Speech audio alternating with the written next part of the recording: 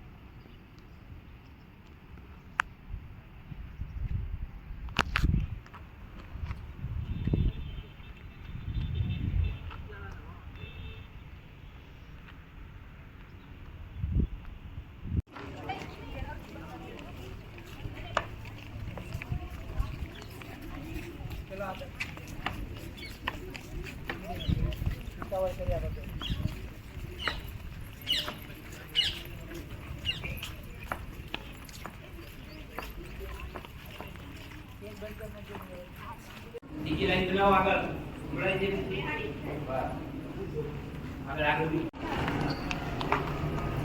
હાલો મોડેલો કરી જાઓ જાઓ જલ્દી હાલો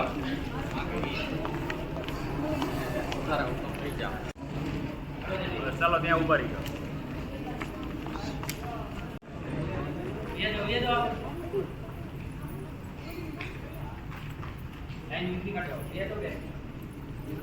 એક્વેટિક ગેલેરી અને ઓટોમોબાઈલ ગેલેરી એવી જ રીતે ઉપરના ફ્લોર ઉપર બીજી 3 ગેલેરી જોવાની છે ઇલેક્ટ્રોમિકેનિક્સ બાયોસાયન્સ અને નોબેલ પ્રાઇઝ ગેલેરી શરૂઆત આપણે ઓટોમોબાઈલ ગેલેરીથી કરવાની છે એક લાઈન બનાવીને સામેની ગેલેરીમાં અંદર જવાનું છે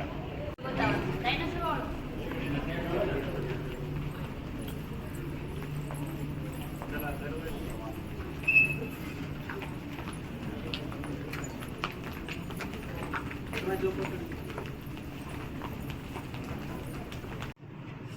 હવે તમે લોકો આવી ગયેલા છો પહેલા? પહેલી વાર આવ્યા? પહેલી વાર આવ્યા ને? ક્યાંથી આવો છો બધા? કઈ સ્કૂલમાં? વ્હીકલ્સ, વાહન વ્યવહાર થાય, રસ્તા ઉપર બધા વાહનો ચાલે, જોયેલા છે? જોયેલા છે?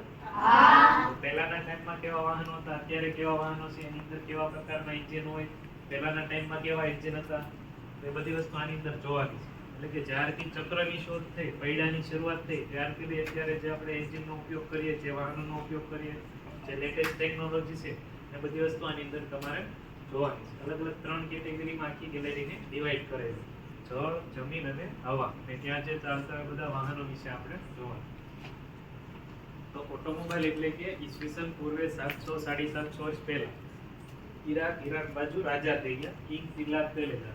અહીંયા જે ચિત્ર છે એ રાજાનું ચિત્ર છે કે હજારો વર્ષ પહેલા જે રાજા મહારાજા હતા એ પણ આવી રીતે ઘોડાગાડીનો ઉપયોગ કરતા. એટલે કે મીન્સ કે હજારો વર્ષ પહેલા પણ ચક્રની શોધ, પૈડાની શરૂઆત થઈ હશે. આના ઉપર તેઓ ખ્યાલ આવે. પછી આ બાજુનું જે છે એ તમે જોયેલું છે કોઈ? આ કોણાર્કના સૂર્યમંદિરનું એક બાજુનું પૈડું, તો એની એક બાજુ 12 પૈડા, સામેની સાઈડ 12 પૈડા, એ ટોટલ 24 પૈડા. અને આગળના છે તો કે પહેલાના ટાઈમમાં જ્યારે ઘડિયાળની શોધ નહોતી થઈ ત્યારે લોકો ચક્રની મદદથી ટાઈમ અંદર આખું ટાઈમ શેડ્યુલ ફિક્સ કરે.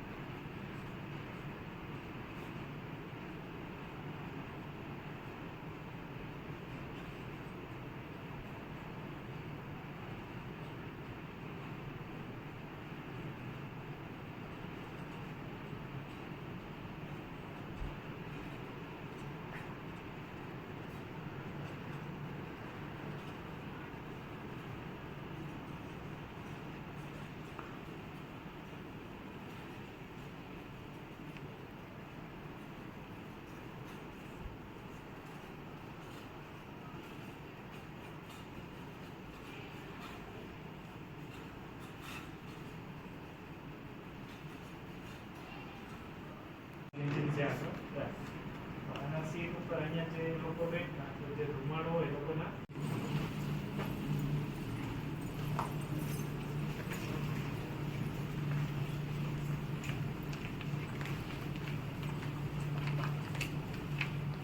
ફ્યુલની મદદથી ચાલતું. જો સ્ક્રીનમાં ઉપર નીચે થાય છે સિલ્વર કલર, પહેલાના સમયમાં પ્રિન્ટિંગના મશીન આવતા, ઝેરોક્સ મશીન આવતા, પાણી ખેંચવાના પંપ આવતા. પછી તમે ઘણીવાર ટીવીની અંદર જોયેલું હોય ન્યૂઝપેપર હોય છાપા, આખા એક આરે કેટલા ન્યૂઝપેપર નીકળતા, તો એની અંદર આવા મશીનનો ઉપયોગ કરતા પહેલાના કે જે ગેસની ઈંધણના મિશ્રણથી ચાલે. પહેલાના ટાઈમમાં આ ટાઈપના 3 વ્હીલર આવતા, 3 પૈડાવાળા વાહન નહીં, એ લોકોને એ વખતે નીચે ઉતરીને ધક્કો મારો. એ જે છે દુનિયાની પહેલી 4 વ્હીલર છે, બરોબર? જો પાછળ એનું મોડેલ રાખેલું છે, તે કામ કરે આપણે બહારથી જોઈ શકીએ. એટલા માટે બધા એન્જિનને કટ સેક્શનમાં રાખે. જો આ બાજુનું પહેલું જે છે ને એ 2 સ્ટ્રોક ડીઝલ એન્જિન છે. જોયેલું છે તમે એવું છે? ચલો જોયેલું છે? ચલો ખેતીવાડી કેટલાને છે?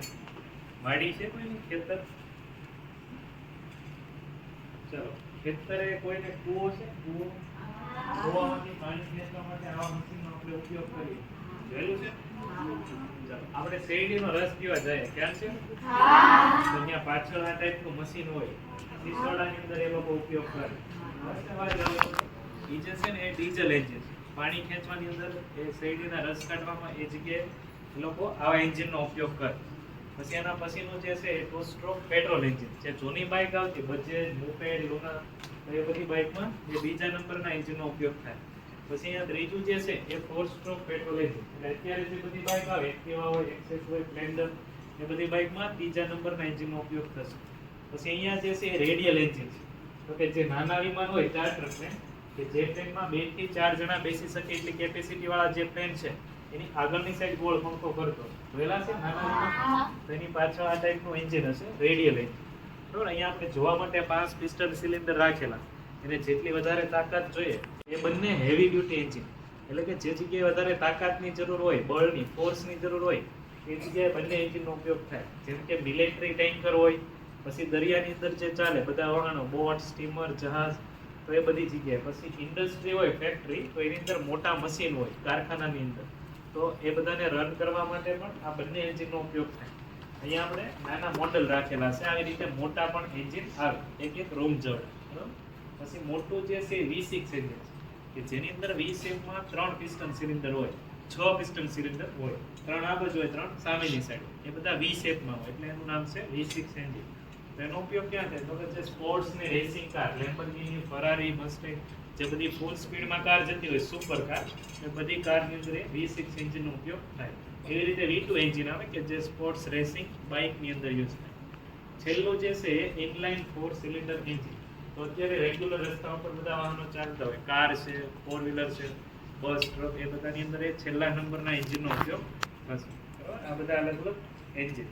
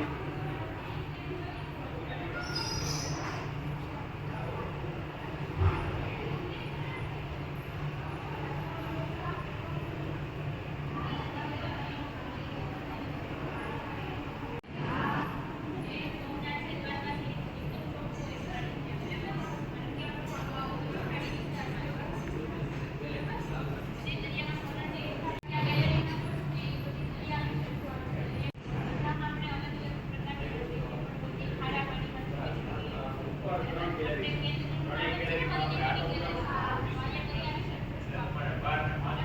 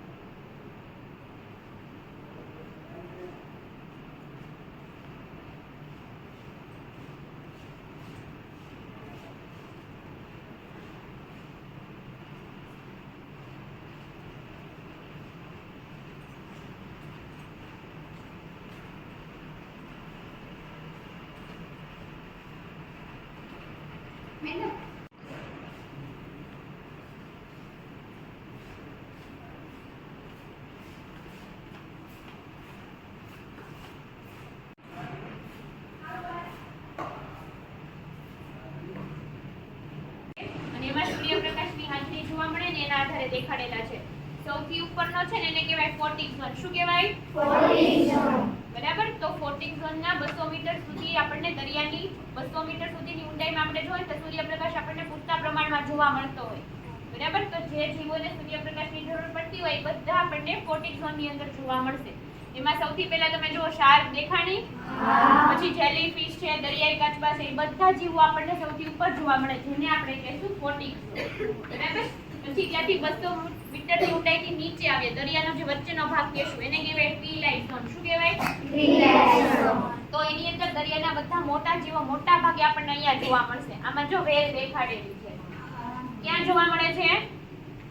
ટ્વીલાઇટ ઝોનમાં. પછી એની નીચેનો એટલે કે 1000 મીટરની નીચે સૌથી નીચેનો પોર્શન કે છે એને કહેવાય નો લાઇટ ઝોન. શું કહેવાય? નો લાઇટ ઝોન. નો લાઇટ ઝોન ઉપરથી તો આપણને ખબર પડે ને કે ત્યાં લાઇટ જોવા મળશે નહીં. નો જોવા મળે ને તો ત્યાં અમુક એવી માછલીઓ હશે જે પોતાના શરીરમાંથી લાઇટ ઉત્પન્ન કરતી જોવા મળશે. એમાં જો એંગલર ફિશ છે. જોઈ? એંગલર ફિશ પોતાના શરીરમાંથી લાઇટ ઉત્પન્ન કરે છે. દેખાય ને એન્ટેના જેવી રચના છે એમાંથી લાઇટ થાય છે. એવી રીતે જો ગલ્પરી લખેલું છે. જોયું ઉદય? અને પૂંછડીમાંથી લાઇટ ઉત્પન્ન થાય છે. તો અહીંયા આપણને અમુક માછલીઓ એવી જોવા મળે છે પોતાના શરીરમાંથી લાઇટ ઉત્પન્ન કરે. આગિયા જોયા છે ને બધાએ? જુગનું કહીએ હિન્દીમાં. બરાબર. એ પણ ચમકતા હોય. તો એવી રીતે અહીંયા નો લાઇટ ઝોનમાં અમુક માછલી એવી હોય પોતાના શરીરમાંથી લાઇટ ઉત્પન્ન કરે. એ આખી રાસાયણિક પ્રક્રિયા હોય.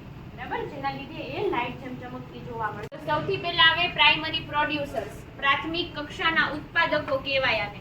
જે સૂર્યપ્રકાશની હાજરીમાં પોતાનો ખોરાક જાતે બનાવતા હોય. બરાબર. તો એને આપણે ઉત્પાદકો કહેશું. તો દરિયાની અંદર દરિયાઈ ઘાસ હોય, પછી આવી અલગ અલગ પ્રકારની લીલ હોય એને કહેવાય ઉત્પાદકો. પછી આવે હર્બીવોરસ. શાકાહારી કયો, તૃણાહારી કયો. જે ખોરાક તરીકે આ ઘાસને લીલને ખાતા હોય એ જીવો જોવા મળશે. પછી આવે કાર્નિવોરસ એટલે કે માંસાહારી પ્રાણી. માંસાહારી પ્રાણી શું ખાય? માંસ ખાય ને. તો આગળના જે આપણે શાકાહારી પ્રાણીઓ જોયા એ બધાને ખાતા જોવા મળશે એ માંસાહારી પ્રાણીઓ. અને સૌથી છેલ્લે આવે ટોપ પ્રિડેટર્સ. અને કહેવાય ઉચ્ચ કક્ષાના માંસાહારી પ્રાણીઓ. આપણે જમીન ઉપર જેમ સિંહ અને આવા મોટા પ્રાણીઓ આવે ને એવી રીતે દરિયાની અંદર શાર્ક ને એવી મોટી માછલીઓ આવે જે શાકાહારી અને માંસાહારી બંનેનો ખોરાક તરીકે ઉપયોગ કરતી જોવા મળે. આ આખી દરિયાઈ આહાર શૃંખલા.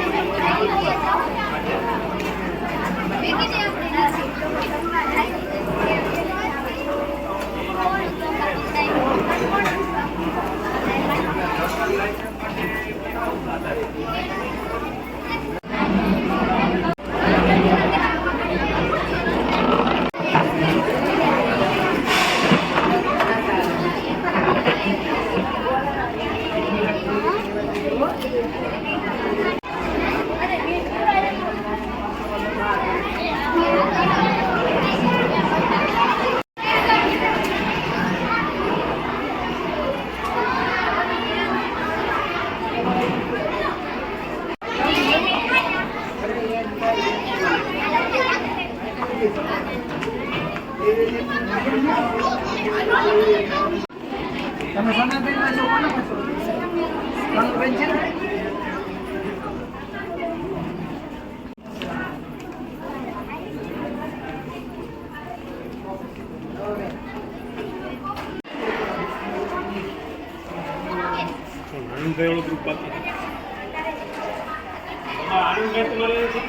આનંદભાઈ વાળું ગ્રુપ છે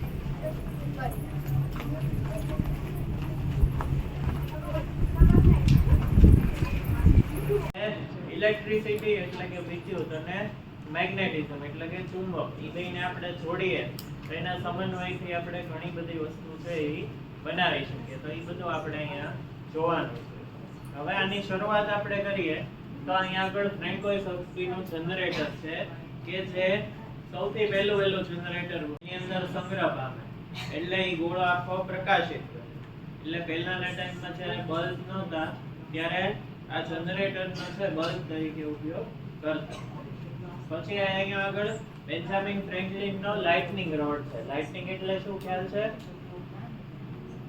લાઇટનિંગ એટલે તો આ શું કરે તો કે વીજળી જે થતી હોય એને પોતાની અંદર ખેંચી લે અને સીધી જમીનમાં ઉતારી દે એટલે આસપાસના વિસ્તારમાં ક્યાંય વીજળી પડવાથી જે નુકસાન થતું હોય એ નુકસાન ન થાય તક્ષેશ્વર મંદિર ગયા છો આમાંથી તો એમાં ધજાની બાજુમાં આવો લાઇટનિંગ રોડ છે જોયેલો છે સળિયો એક હા તો એ જે સળિયો છે બરોબર એ લાઇટનિંગ રોડ છે એ વીજળી ખેંચી અને સીધી ક્યાં ઉતારી દે જમીન એટલે તક્ષેશ્વર મંદિર ઉપર કોઈ દિવસ વીજળી નહીં પડે એની આજુબાજુના વિસ્તારમાં પણ કોઈ દિવસ વીજળી નહીં પડે એટલે એટલા ભાગને સુરક્ષિત રાખવા માટે આવો જે લાઇટનિંગ રોડ છે એ બધી જગ્યાએ લગાડતા હોય ત્યારબાદ અહીંયા આગળ કુલમનો નિયમ છે કે જે વિદ્યુત ભાર માપવા માટે છે આપણે જેમ વજન કાંટા ઉપર ઊભા રહીએ અને આપણું કંઈક વજન એમાં બતાવે એવી રીતે વીજળી છે એનું પણ કંઈક વજન હોય એ વજનને કહેવાય વીજ ભાર અથવા તો વિદ્યુત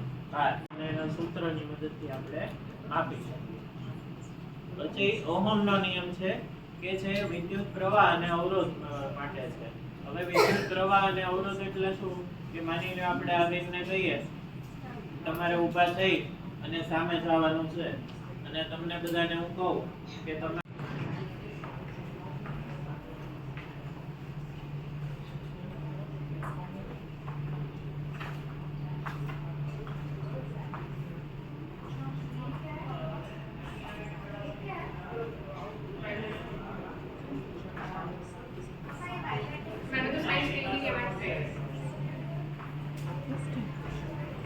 ડાયનેમો ફરે પૈડાની સાથે એટલે એનાથી વીજળી ઉત્પન્ન થતી. એમાં આપણે જે આગળ કોપરની કોઇલ જોઈ એવી કોપરની કોઇલ હોય કે જે બે ચુંબકની વચ્ચે ફરતી હોય, બરાબર. એનેથી મોટું મોડેલ કે જે અત્યારે આપણે યુઝ કરીએ છીએ ચેક ડેમની અંદર, એને કહેવાય હાઇડ્રો ઇલેક્ટ્રિસિટી પ્લાન્ટ, કે જે આપણે ટર્બાઇન યુઝ કરીએ છીએ. ડેમ ખોલીએ એટલે પાણી આવે, એનાથી ટર્બાઇન ફરે અને ટર્બાઇનથી વીજળી પછી પવન નીકળે. તે વસ્તુ જો પવનથી ફરતી હોય તો એને પવન તરીકે કહેવાય. Very good. પછી આ શું છે કે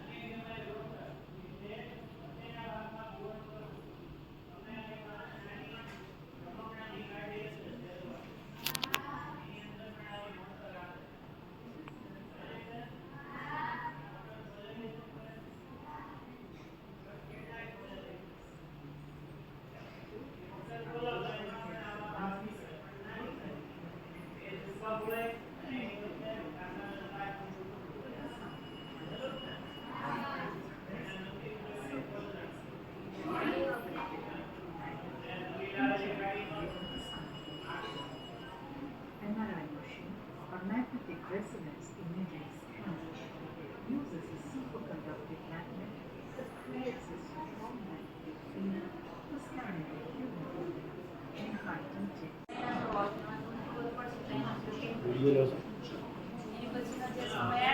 એને કહેવાય છે સસ્તન વર્ગના પ્રાણીઓનો સમૂહ. જેમાં બચ્ચાને જન્મ આપતા હોય એવા પ્રાણીઓ અને હવામાં ઉડતા હોય એવા પક્ષીઓનો વિકાસ થયેલો જોવા મળે છે. ઉપર હું છે ને એને આગળથી શરૂઆત અડાડી રાખવાનું, ચાલુ થાય પછી કોઈ બેનો એને અડતા નહીં હો ને. તમને કાંઈ નહીં થાય તો હળવા અડાડી રાખજો, વજન નહીં દેવાનો, ખાવ હળવા અડાડી રાખજો.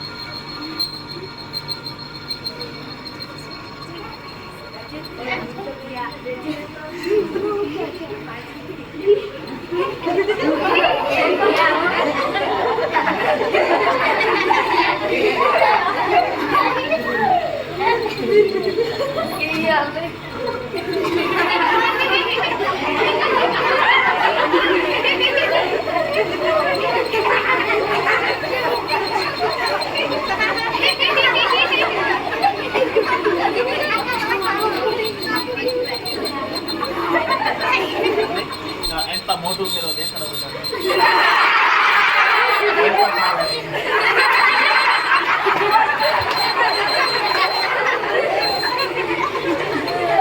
નીચે ઉતરીને અમુક સેકન્ડ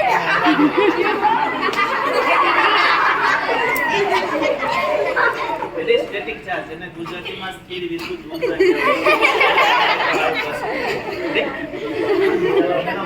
એની મદદથી આપણે વીજળી ઉત્પન્ન કરી શકીએ. તો આની અંદર છે ને પીઝોઇલેક્ટ્રિક ક્રિસ્ટલ તરીકે ઓળખાતી પદાર્થનો યુઝ કરવામાં આવે. એ પદાર્થને આપણે પ્રેશર આપી કાંઈ ખેંચ્યું ને એટલે એ પદાર્થ આપણને થોડા માત્રામાં ઇલેક્ટ્રિસિટી એટલે વીજળી ઉત્પન્ન કરીને આપણને દેશે. એટલે માણસોની હલનચલન એવું વધુ હોય ને ત્યાં આપણે લગાડશું, માણસો ચાલશે, આની પર પ્રેશર આવશે એટલે વીજળી ઉત્પન્ન થશે. અને આ બહુ ઓછો પાવર ઉત્પન્ન કરે અને બહુ મોંઘું છે, ખર્ચા હશે, એટલો બધો યુઝ નથી થતો. આની જગ્યાએ જો સોલાર પેનલ લગાડી હોય ને તો એ આપણને આર્થિક રીતે પણ સસ્તી પડે અને આના કરતાં આપણને વધુ પાવર ઉત્પન્ન કરે. ચાલો અમે છેલ્લેથી કોઈ પણ બે બેન કરો તો માથે પીઝો ઇલેક્ટ્રિક થોડી આપણે હાલવાથી પણ ઇલેક્ટ્રિસિટી વીજળી ઉત્પન્ન થાય. આપણે હાલે ને વીજળી ઉત્પન્ન થાય.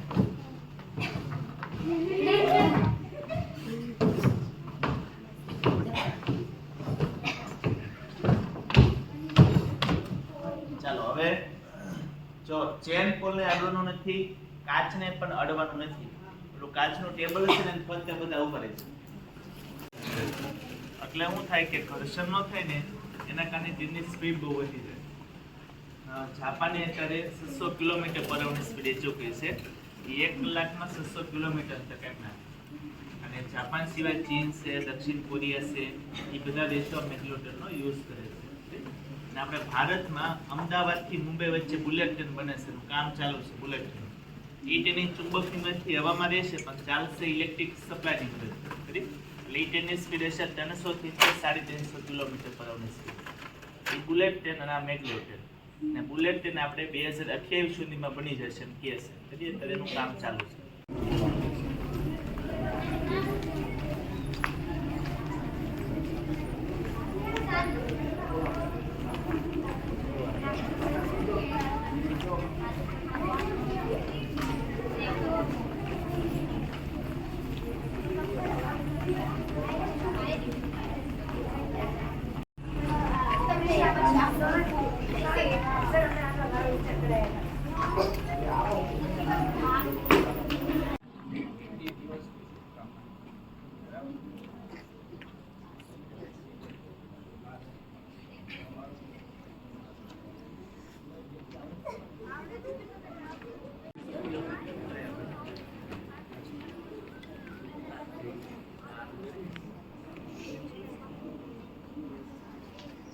जीवन का आधार विज्ञान ने की है हर कल्पना साकार विज्ञान ने की है हर मुश्किल आसान विज्ञान ने संसार को दिया एक नया अवतार आप सभी को हिंदी दिवस की शुभकामनाएं।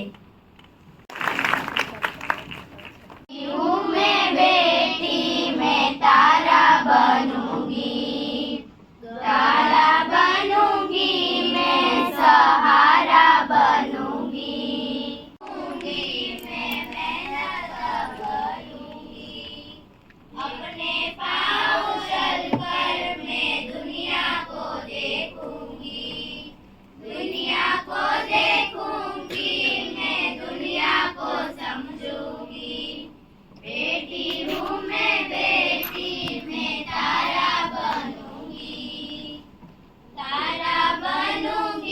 मैं सहारा बनूंगी फूल जैसे सुंदर मैं बागों में खिलूंगी वाली बनूंगी मैं हवा को चूमूंगी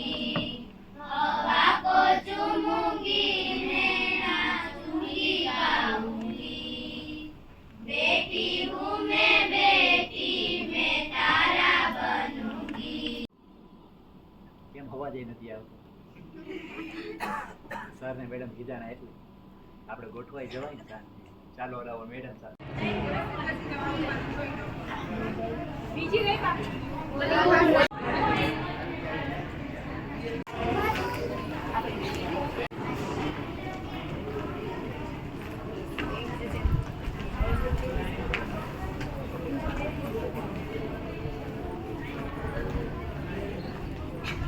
બાકી પછી જ્યારે કોઈ વ્યક્તિને નોબેલ પ્રાઇઝ આપવામાં આવે ત્યારે કેટલા રૂપિયા એને આપવામાં આવે તે માટેનો આખો ઇન્ફોર્મેટિવ વિડીયો છે.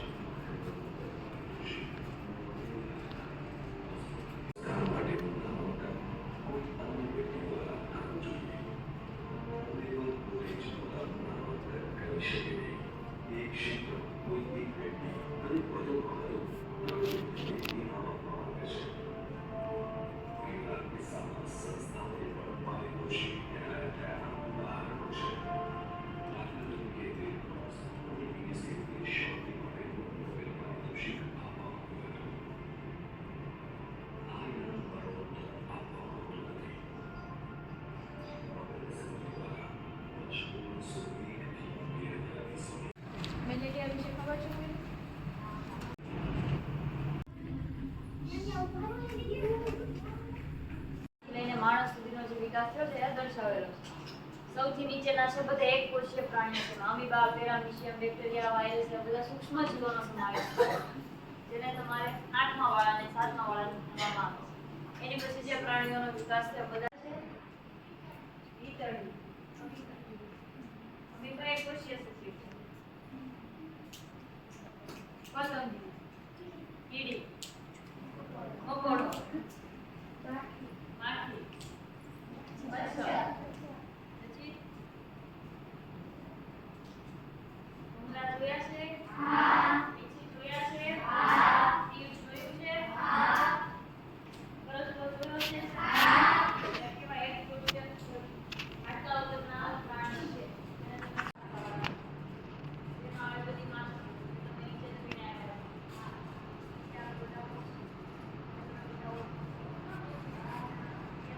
ગરોળી, અજગર, કાચીડો, હાડકા વગરના ને બધા હાડકાવાળા. આમાં જેટલા આપણે કહું છું કે બધા હાડકાવાળા. સાપ, ગરોળી, અજગર, કાચીડો, ભોંક, જેમાં આપણે પાણીમાં જીવવું પડે છે. દેડકો છે, મગર છે, કાચબો છે,